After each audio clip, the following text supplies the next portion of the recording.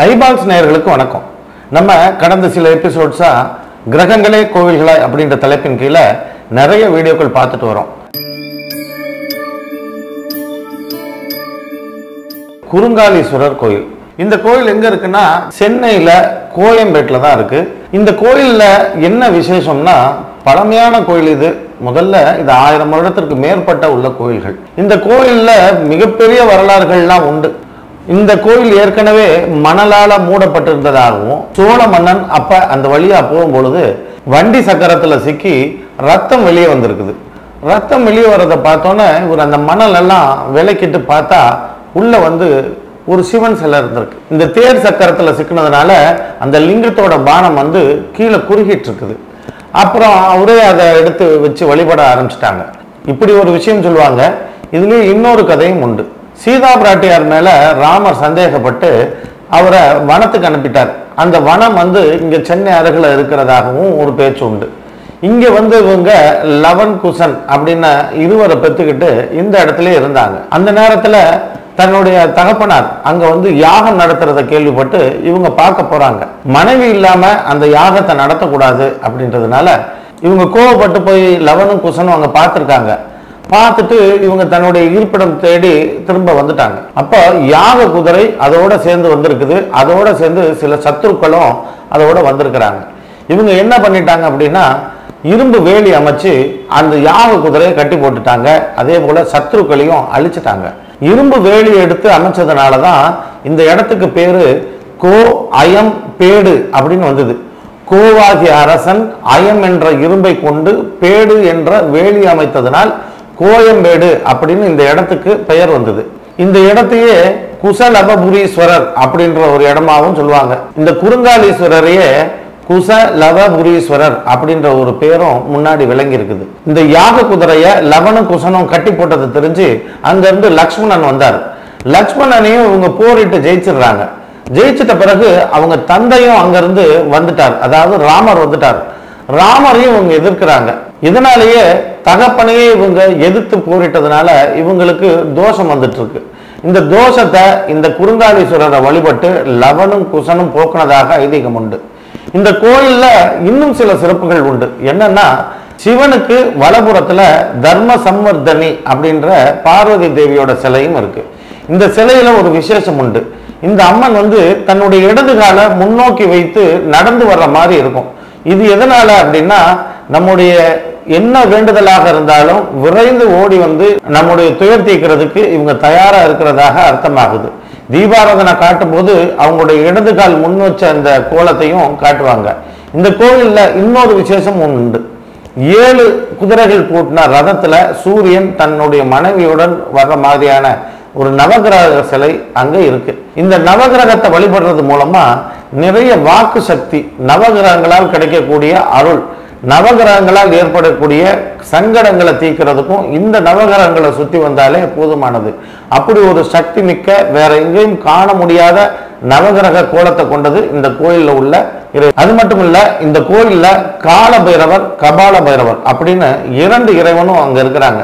இது ரெண்டும் சனியும் ராகும் குறிக்கக்கூடிய இறைவன். சனி கபாலத்தை குறிக்கக்கூடியவர், ராகு பாம்பை சட்டையாக அணிந்திருக்கக்கூடியவர். அதனால கால பைரவரா இருந்தாலும் கபால பைரவரா இருந்தாலும் இந்த சனி ராகுக்கு உண்டான பிரீத்தி செய்யணும் அப்படின்னா அதற்கும் இந்த கோயில் ரொம்பவும் விசேஷமான கோயில். இதை விட இன்னொரு முக்கியமான விஷயம், இந்த கோயிலோட அர்த்த மண்டபத்துல சரபேஸ்வரருடைய சிலை அங்க தூண்ல இருக்கு.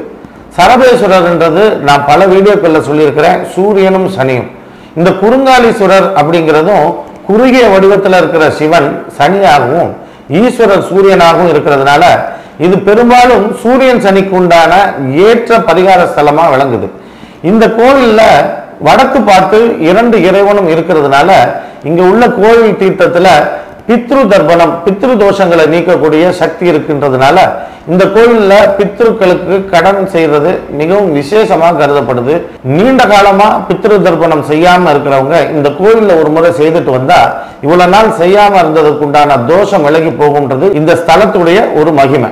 இந்த ஸ்தலத்தை பத்தி முழுவதுமா தெரிஞ்சுக்கிட்ட பிறகு சூரியன் சனிக்கு உண்டான யாராவது ஒரு நபரை இங்க அனுப்பணும் அப்படின்ட்டு நான் ரொம்ப நாளா வெயிட் பண்ணிட்டு இருந்தேன். அதுக்கு தகுந்த மாதிரி செக்ரட்டரியேட்ல வேலை செய்யற ஒரு அதிகாரி இங்க வந்தார். அவர் என்கிட்ட ஜாதகம் பார்த்துட்டு அவர் கேட்டாரு, எனக்கு என்னுடைய அதிகாரினால எனக்கு மிகப்பெரிய தொல்லை இருக்குது.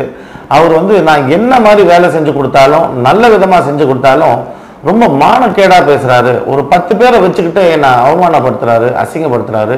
எனக்கு ரொம்ப கஷ்டமா இருக்கு சார் அப்படின்னு சொல்லி வருத்தப்பட்டார். அப்போ எனக்கு இந்த குறுங்காலீஸ்வரர் கோயிலுடைய ஞாபகம் வந்தது.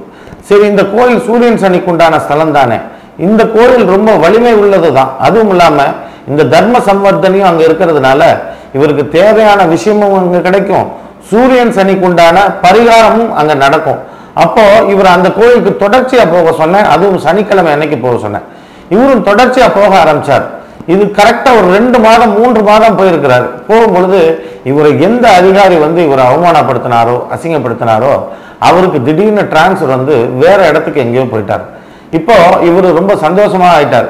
இவரு மீண்டும் என்ன தேடி வந்தார். தேடி ரொம்பவும் சந்தோஷப்பட்டு, சார் எனக்கு இந்த மாதிரி அவரும் டிரான்ஸ்ஃபர் ஆகி போயிட்டாரு, எனக்கு அதனால ரொம்ப மகிழ்ச்சி சார், என்னுடைய வேலையை நான் சரியாக தான் செஞ்சுட்டு இருக்கிறேன், மற்ற அதிகாரிகள் கூட சொல்கிறாங்க நீ கரெக்டாக தான்ப்பா செய்கிற, ஆனால் அவருக்கு ஏதோ உன்னை பர்சனலாக பிடிக்கல போல இருக்கு, உன்னை தாக்கிக்கிட்டே இருந்தார், சரி பரவாயில்ல இனிமேல் நிம்மதியாரு அப்படின்னு சொல்லி அவரும் சொல்லிட்டார். எனக்கு இதில் பெரிய சந்தோஷம் என்னன்னா, இது சூரியன் சனிக்கு உண்டான ரொம்ப அற்புதமான ஸ்தலம்ன்றது நிரூபணம் ஆயிடுச்சு. இந்த ஸ்தலத்தை வேறு பல விஷயத்துக்கும் பயன்படுத்தலாம்.